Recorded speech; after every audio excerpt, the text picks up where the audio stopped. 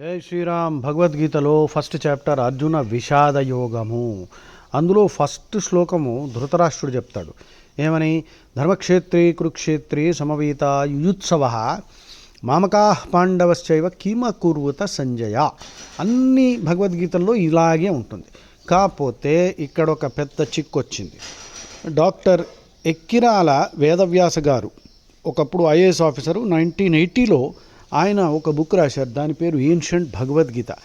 ఆయన చాలా రీసెర్చ్ చేశారు భగవద్గీతలో. ఆయనకి మనుస్క్రిప్ట్స్ ఏవో దొరికినాయి కాశ్మీర్లో. అందులో ఫస్ట్ లైన్ ఎలా ఉంటుందంటే, ధర్మక్షేత్రే కురుక్షేత్రే సర్వక్షేత్ర సమాగమే. చూడండి, వర్డ్ మారిపోయింది. సర్వక్షేత్ర సమాగమే అంటే ఎక్కిరాల గారు ఏం చెప్పారంటే, ఈ వ్యాసుడు ఇందులో ఇలాగ టోటలాజికల్గా, అంటే అనవసరంగా రిపిటీషన్ ఎందుకండి, ధర్మక్షేత్రే కురుక్షేత్రే సమవేత.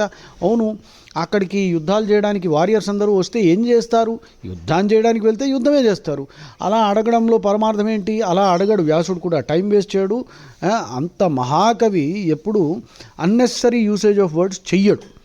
సో ఆయన ఎక్కిరాల గారు ఏమంటారంటే, ఆయన రీసెర్చ్ ప్రకారం, ఇదేదో ఆయన చెప్తున్నట్టు కాదు, ధర్మక్షేత్రే కురుక్షేత్రే సర్వక్షేత్ర సమాగమే అంటే ప్రతి శరీరంలో, ప్రతి మనస్సులో ఈ యుద్ధం జరుగుతూ ఉంటుంది అని ఫస్ట్ లైన్లో చెప్పబడింది అని ఆయన ఇంటర్ప్రిట్ చేశారు.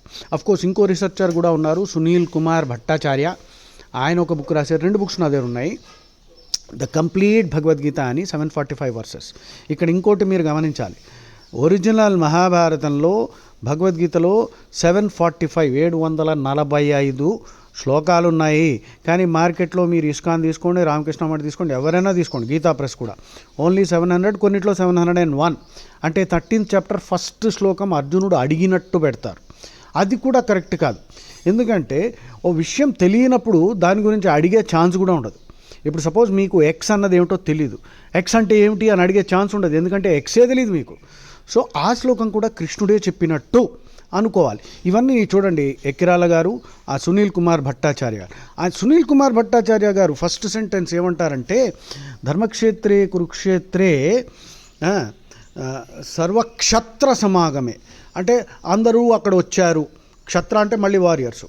సో దానికంటే ఎక్కిరాల గారు చెప్పినదే చాలా బాగుంది. అందుకని మనం ఆలోచించుకోవచ్చు, ధర్మక్షేత్రే కురుక్షేత్రే సర్వక్షేత్ర సమాగమే, అది కరెక్ట్ అని అనిపిస్తోంది నాకు. మీరు చెప్పండి, మీకేమనిపిస్తోంది?